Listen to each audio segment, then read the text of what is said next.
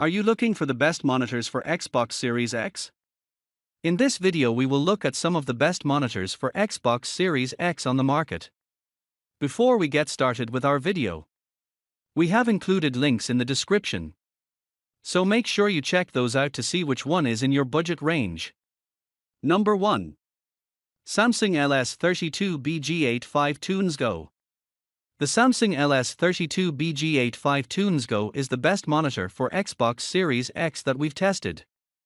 It's a fantastic gaming display with low input lag and an incredibly fast response time across its entire refresh rate range, ensuring a smooth and responsive gaming experience with almost no blur behind fast-moving objects.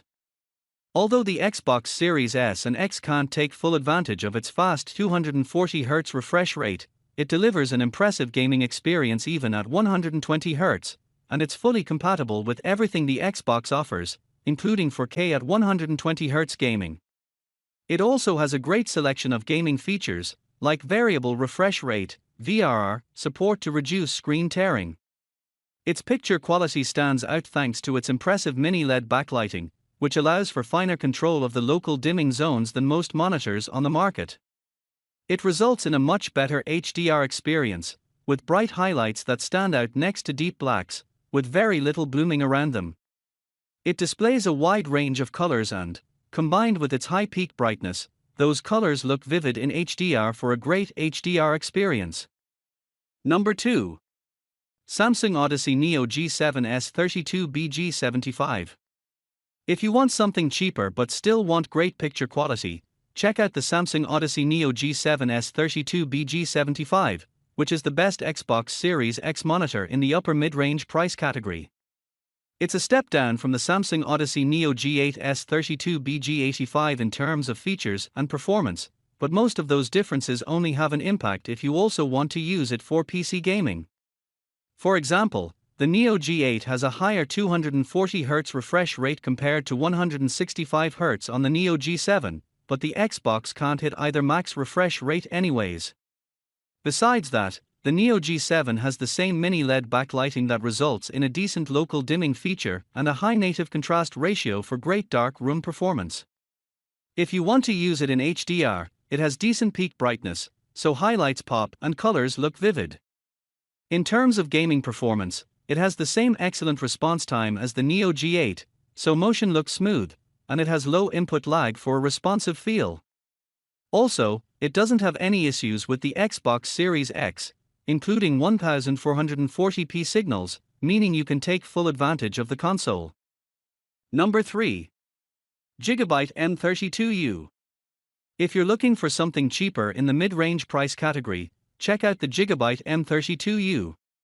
While it has a 32-inch, 4K screen like the Samsung Odyssey Neo G7s 32BG75, it doesn't deliver the same picture quality because it doesn't have a mini LED backlighting, so it has worse dark room performance, and highlights don't pop as much in HDR either, but that's the sacrifice you have to make for getting a cheaper monitor. Still, it's an excellent gaming monitor with a quick response time at the max refresh rate, low input lag, and VRR support to reduce screen tearing. It supports HDMI 2.1 bandwidth on both its HDMI ports, meaning you can enjoy 4K at 120Hz gaming from the Xbox Series X.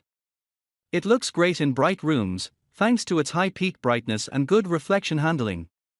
It also has wide viewing angles, making it a great choice for co-op gaming, and its stand offers good ergonomics that make it easy to adjust.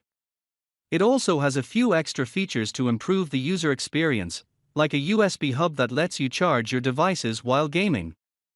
Number 4. LG 27 GP850B. If you want something in the lower mid-range price category, there are few great options, like the LG 27 GP850B. It's different from the Gigabyte M32U because it has a smaller screen and a lower 1440p resolution, so images don't look as sharp. Also, it doesn't support HDMI 2.1 bandwidth either, so you can't use it for 4K at 120Hz gaming from the Xbox, but it can still downscale a 4K at 60Hz image, or you can use it for 1440p gaming at either 120Hz or 60Hz. It also supports VRR from the Xbox Series X to reduce screen tearing, and HDR also works on it, but you're limited to 4K at 60Hz signals for HDR gaming because the Xbox only supports HDR gaming with a 4K signal. It's an excellent gaming monitor as its motion handling is fantastic, especially with lower frame rate signals, so you won't notice much motion blur with fast-moving objects. It has low input lag for a responsive feel, and despite the lower resolution compared to the Gigabyte, it still has good image clarity, so you'll still see details in your games. Number 5. ViewSonic XG2431. If you're looking for a more basic monitor on a budget, then the ViewSonic XG2431 is a great choice. It has a lower 1080p resolution than the LG 27GP850B, meaning it's a better choice if you prefer playing 1080p games at 60Hz and 120Hz as the images don't need to be upscaled, but you don't get the same compatibility with 1440p and 4K signals. While it downscales a 4K signal that results in a sharper image than a 1080p signal, it's limited to 60Hz.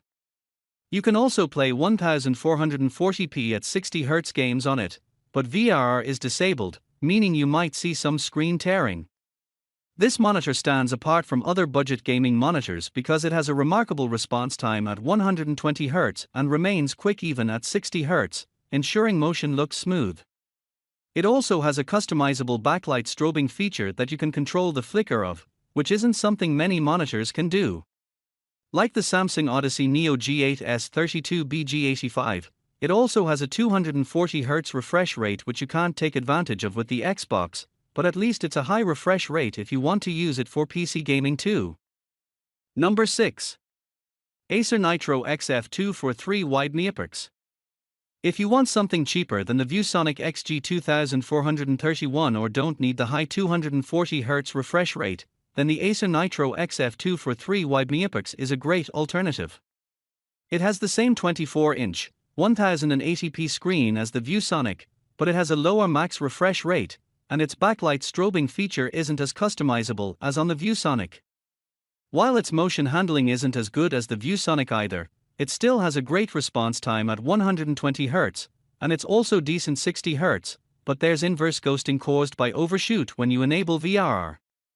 Speaking of which, its VRR support works with the Xbox to reduce screen tearing. Like the ViewSonic, it works best with 1080p signals at 60Hz and 120Hz, but you can also use it for 1440p and 4K games at 60Hz, but with VRR disabled with 1440p signals.